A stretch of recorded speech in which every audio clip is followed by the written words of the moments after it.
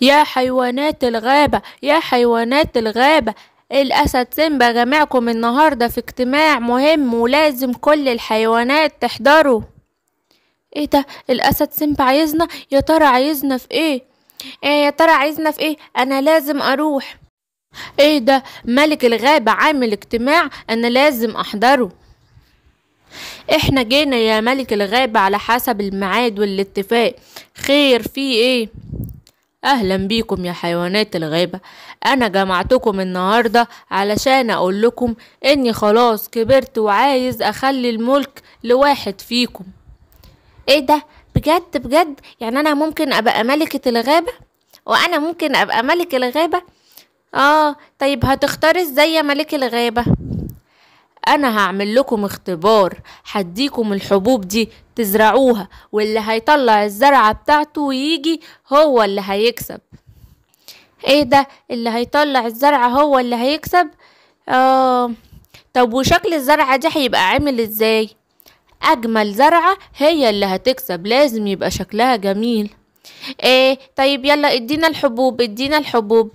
اتفضلوا اهي الحبوب، خدوها اهي وازرعوها، وكمان شهرين تعالولي ووروني النتيجة.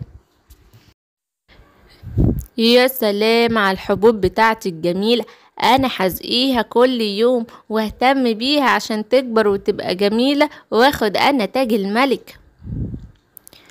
الله، انا هزرع الحبوب دي وارويها كل يوم وتبقى اجمل زهرة.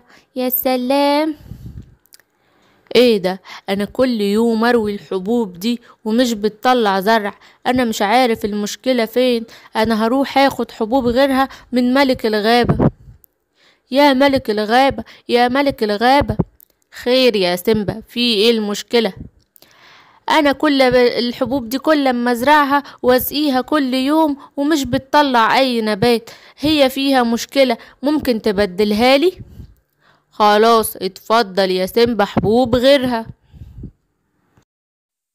انا هسقيها كل يوم واهتم بيها عشان تطلع زهرة جميلة. انا كل يوم بسقي الحبوب بتاعتي وبرويها وحطاها في الشمس وما طلعتش اي زهور.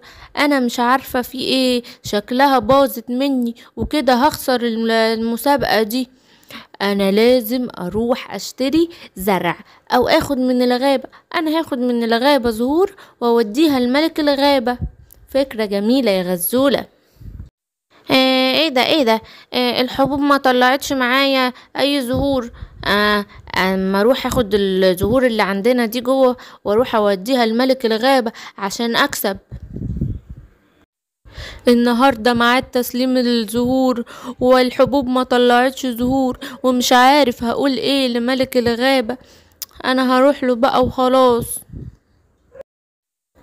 اهلا يا ملك الغابة. اهلا بيكم. مين اللي طلع زهور؟ ايوه بس الزهور بتاعتي جميلة ازاي، انا اللي هكسب. لا لا لا، انا الزهور بتاعتي اجمل، انا اللي هكسب. وانت يا سيمبا فين الزهور بتاعتك؟ انا الحبوب بتاعتي ما طلعتش اي زهور، فمش عارف بقى ايه السبب، انا كده هخسر. هيا يا ملك الغابة، مين اللي كسب؟ مين اللي كسب؟ اللي كسب هو سيمبا. سيمبا؟ ازاي والحبوب بتاعته ما طلعتش اي زهور؟